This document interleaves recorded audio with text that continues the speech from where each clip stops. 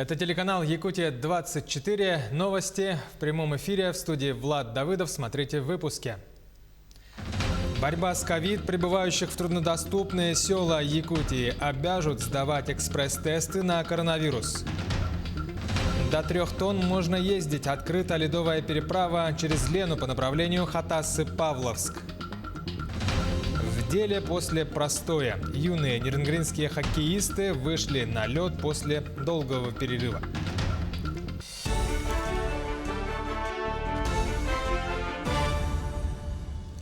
Граждане, прибывающие в отдаленные населенные пункты из районных центров и городов, будут сдавать экспресс-тесты на коронавирус. Это делается для того, чтобы не допустить завоза инфекции в села, не имеющие круглогодичного транспортного сообщения, сказал глава республики Айсен Николаев на очередном заседании оперативного штаба.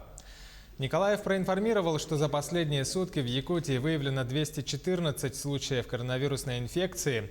Ситуация постепенно стабилизируется. В Якутске на сегодня зарегистрировано 110 новых случаев заболевания. По словам главы республики, сокращается общее количество тяжелых больных, становится больше свободных коек в стационарах, налаживается обеспечение лекарствами. Борьбу с коронавирусом активно ведут и в районах республики. Как обстоят дела, к примеру, в Алекминском районе, в сюжете Елены Фаст. На сегодняшний день в Алекминском районе продолжают соблюдаться все ограничительные мероприятия. Особенно это касается населения 65+, а также мероприятий, которые рекомендательно проводятся в режиме онлайн. В целом по наследам наблюдаются единичные случаи. Большая часть приходится на город Алекминск. Распоряжение Министерства здравоохранения развернуты 40 коек для лечения именно пациентов с новой коронавирусной инфекцией. Для лечения пациентов новой коронавирусной инфекции у нас имеются все необходимые лекарства, 4 аппарата ИВЛ, 11 концентраторов кислорода. Также мы здесь на базе своей ЦРБ делаем анализы ЕФА. Под особым контролем Алекминский психоневрологический интернат. Пациенты изолированы в 2 отделений, проводится лечение. Запас медикаментов обеспечены СИЗами. Также для оперативности выявления и оперативного обеспечения этой пересменки персонала они сдают ИХ-тесты, которые позволяют достаточно быстро и оперативно показать результат. И после этого производится эта пересменка. То есть сейчас ведется работа на то, чтобы смену увеличить от 28 дней до 35, то есть по увеличению срока пребывания в отделениях ОПИ. На этот день школы в районе работают в очном режиме. При этом, учитывая количество детей в классе, иногда применяют комбинированный режим работы. Все зависит, конечно, от помещений, где проходят обучение наши ребята. Если там, например, в классе более 15 человек и пространство не позволяет, конечно, там они организуют смешанный тип обучения, то есть делятся на группы, различные, по различным моделям. В основном это, конечно, это очная форма. Ряд ограничительных мероприятий сохраняют на сегодня и Алекминская центральная районная больница. Это санитарный пропускной пункт, запись к врачам в ограниченном количестве в определенное время. Елена Фаст, Максим Копылов, Алекминск. В селе Покровка Амгинского района начали долгожданное строительство нового здания врачебной амбулатории. Строительство нового объекта идет по национальной программе здравоохранения. В селе Покровка проживают более 600 человек. Одним из наиболее наболевших вопросов было отсутствие больницы. Старое здание построено еще в далеком 1969 году и было признано аварийным и закрыто 3 года назад. С тех пор медики села вынуждены работать в неприспособленном здании, которое не отвечает никаким требованиям. В целом в районе активно ведется обновление медицинских учреждений в наслегах. Например, в прошлом году построено здание фельдшерско-акушерского пункта в селе Сулгача и Мендиги. Эта проблема у нас стояла очень давно, потому что Майская участковая больница пришла в негодность. Мы ее закрыли в 2017 году. И сейчас 3 года мы находились в приспособленном здании, поэтому вот для нашего села это очень долгожданный, так сказать, объект.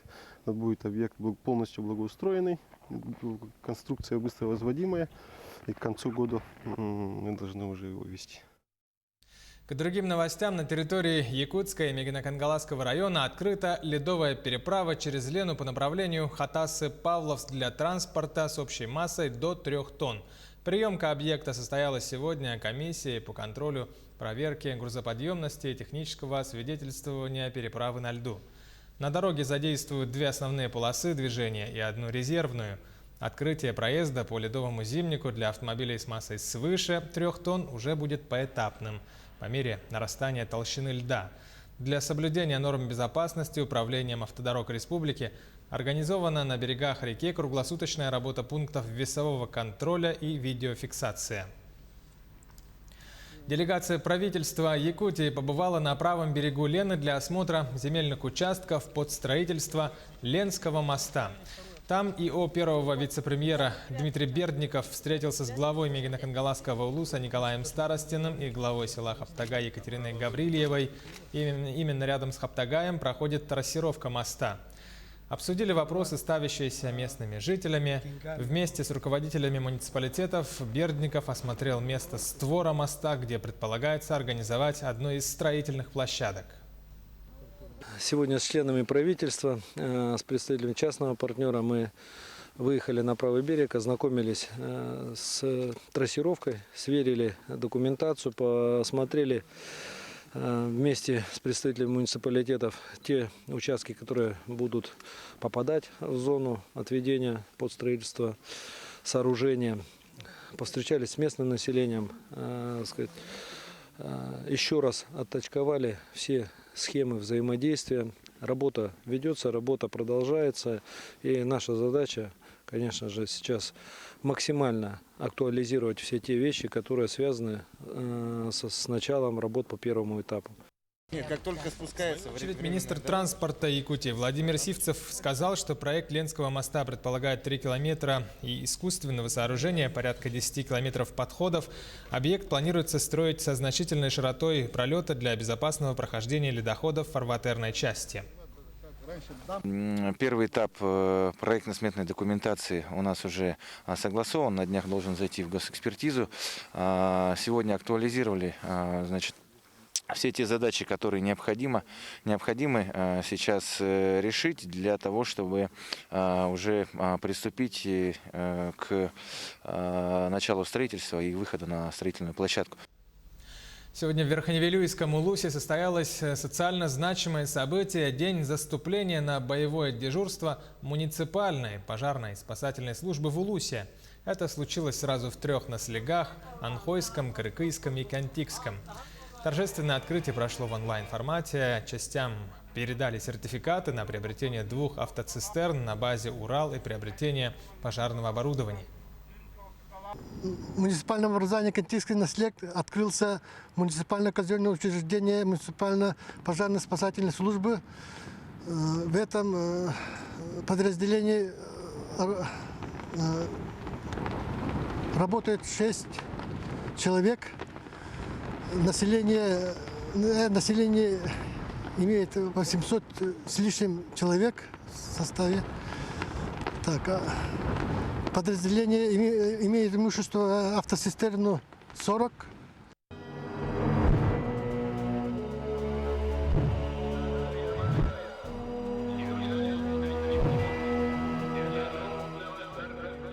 Жители Якутии пожертвовали более 19 миллионов рублей в фонд «Победа-75». О проделанной работе и запланированных мероприятиях говорили сегодня на пресс-конференции. Цель сбора добровольных пожертвований заключается в помощи в ремонтных работах и реконструкции мемориалов и памятников. Часть средств будет направлена на издание книг, мемуаров про участников войны, а также на съемки документальных и художественных фильмов. Одним из главных знаковых событий, профинансированных из средств фонда, стало паломничество на самую высокую гору Победа. Отряд под руководством председателя Совета ветеранов органов внутренних дел и внутренних войск Республики Василия Местникова водрузил знамя Победы на самой высокой точке Якутии. Поход, конечно, очень сложный, потому что изначально мы уже планировали сделать ее 5-й категории сложности. Можно было, конечно, другими путями пойти, да, но так как это великая победа, мы должны совершить, ну, наверное, скажем, как паломничество, наверное, да, пройти через сложный путь для того, чтобы водрузить знамя победы на той самой горе, которая была названа в честь Великой Победы. И нам пришлось пройти около 140 километров пешком. Это, представляете, рюкзаки по 40 килограммов, весь бутер, спальники, палатки, провизия, альпинистское снаряжение, все на себе. Юные нерюнгринские хоккеисты вышли на лед после долгого перерыва. По словам тренеров команд, на самоизоляции ребята не теряли времени даром, занимались дистанционно по индивидуальным планам подготовки, присылали видео своих тренировок. Продолжит тему Екатерина Павлова. Пандемия – дом онлайн-тренировки. Дети соскучились по хоккею, по соревнованиям, игре и клюшке. И вот оно, долгожданное сообщение о выходе на лед. И юные игроки с радостью спешат на ледовый корт в Серебряном Боре. Я очень сильно обрадовался и уже первым делом начал собирать баул, там, форму примеривал. Если что-то не налезало, покупал уже новую. Большая пауза без льда все равно сказывается на спортсменах, поэтому начало тренировочного процесса далось тяжело. Дети очень тяжелые стали. За это время они как бы отъелись, набрали массу, а теперь надо бегать, то есть сбрасывать это все. Хоккеисты всегда ждут первый лед. Сейчас ребята счастливы, с большим удовольствием выходят на каждую тренировку. Им необходимо восстановить технические навыки. Первые несколько занятий ребятам не просто привыкнуть к нагрузкам после долгого перерыва из-за карантина, но они постепенно возвращаются в форму и занимаются все лучше и лучше.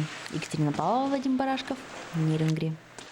Таковы новости к этому часу. Итоги дня подведем в большой программе в 20:00. До встречи, берегите здоровье.